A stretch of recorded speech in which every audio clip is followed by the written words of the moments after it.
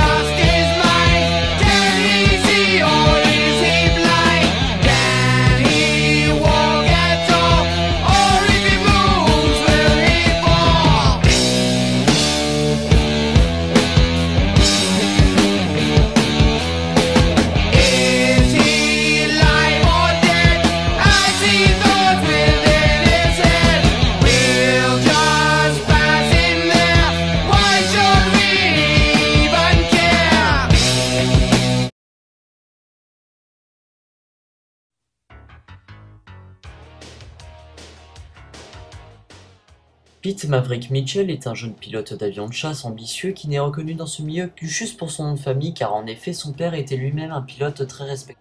Toujours suivi par son meilleur ami Goose, ils parviennent par chance d'intégrer l'école Top Gun où Maverick devra affronter différents problèmes. Tout d'abord son amour pour Charlie, la prof de pilotage qui lui tape dans l'œil depuis son arrivée, sa rivalité avec Iceman, un autre pilote ambitieux, et son conflit de l'image de son père qui ne cesse de le recouvrir. Mais avec le soutien de Goose, de Charlie et de Viper, un autre grand pilote ayant connu son père avant la mort de ce dernier, Maverick parviendra probablement à trouver le sens de sa vie. Eh bien c'est mignon tout ça, mais ça manque cruellement de développement. Par exemple, nous avons cette partie avec le conflit identitaire de Maverick, qui à la base devrait être une chose extrêmement essentielle du film, car on sent qu'il est troublé par ça, mais les scénaristes ne poussent pas la chose suffisamment loin. On y fait référence juste sur quelques lignes de dialogue, et c'est tout. Qui sont d'ailleurs les seuls dialogues vraiment intéressants du scénario, mais j'y reviendrai. Maintenant, passons à la partie romance. Alors justement, les dialogues de cette partie-là sont hyper cheap, ça pourrait limite en devenir nanardesque. Mais l'histoire d'amour en elle-même est pas mal, tout simplement parce qu'elle ne manque pas d'originalité pour l'époque, puis elle se tient également très bien. Mais en même temps, c'est l'histoire dont les scénaristes ont donné le plus d'importance, donc c'est la moindre des choses de ne pas l'avoir ratée. Et c'est tellement maladroit dans l'écriture de dialogue qu'on revient du coup dans le rire que les nanars nous provoquent. Ce qui m'a pas tellement gêné pour être honnête, mais ce qui est de la rivalité entre Maverick et Iceman, c'est juste ridicule. J'aurais pu vous dire que les dialogues sont également nanardesques, donc drôles, mais non. Là le but dans cette rivalité c'est de s'insulter sans taquinerie. Mais vraiment pour s'engueuler, alors dans ce cas-là, c'est raté. Les intentions, c'est de faire des insultes sérieuses, mais encore y a-t-il vraiment des insultes? Car là on dirait des gamins dans une cour d'école maternelle qui se cherchent sans aucune répartie. Voyez plutôt. What's your problem, Kazansky? You're everyone's problem. That's because every time you go up in the air, you're unsafe. I don't like you because you're dangerous. That's right. Nice. Man, I am dangerous.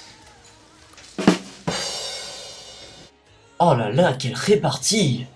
Enfin bon, maintenant j'aimerais vous conseiller quelque chose. Il faut absolument, si ce n'est pas déjà fait, que vous regardiez la théorie de Tarantino par rapport au script de Top Gun.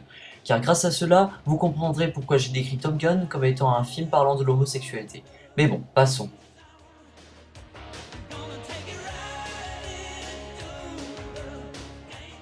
Tony Scott, qui comme vous l'aurez deviné est le frère défunt de Riley, s'occupe de la réalisation de Top Gun. Et ce que je pourrais dire, c'est que pour un blockbuster, la mise en scène est vraiment superbe, surtout dans le cadrage des scènes de vol des avions, qui nous permet d'entrer plus facilement dans le film. Après, ce n'est pas non plus admirable, mais visuellement et techniquement parlant, le film est une vraie bombe. C'est d'ailleurs ce qui a toujours fait le succès de Tony Scott, et rien que pour ça, je pense qu'il méritait bien son statut de grand réalisateur de divertissement.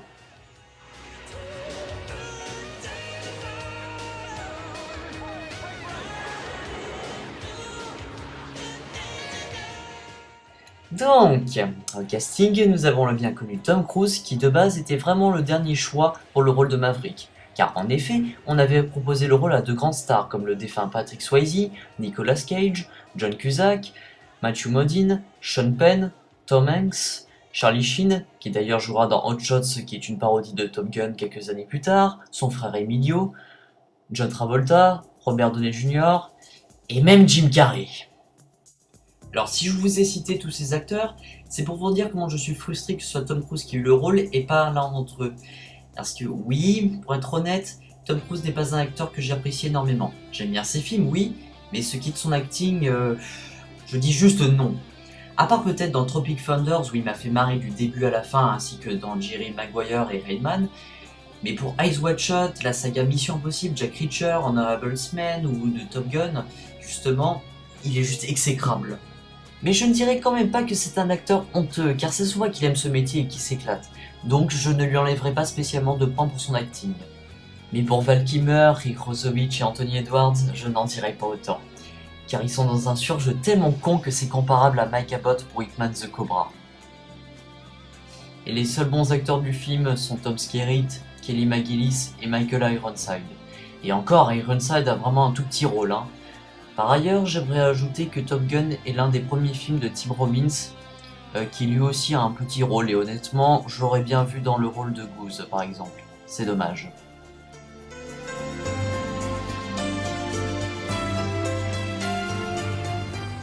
Eh bien non, je ne vais pas vous parler des costumes, des décors ou des effets spéciaux, car ce serait juste parler de trucs inutiles, car Top Gun avait un gros budget, ce qui fait qu'il n'y a rien à dire par rapport à ça, et qu'il y a plus à dire au niveau des chansons et des musiques.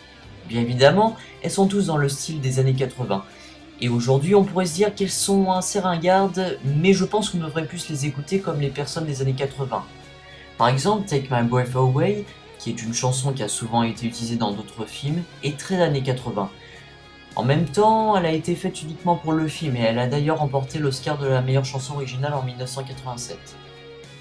Et même chose pour Danger Zone, qui est pour moi la meilleure.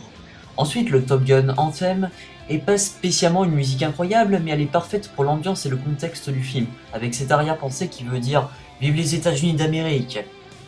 Et ça peut se comprendre que le film est devenu culte grâce aux chansons et aux musiques.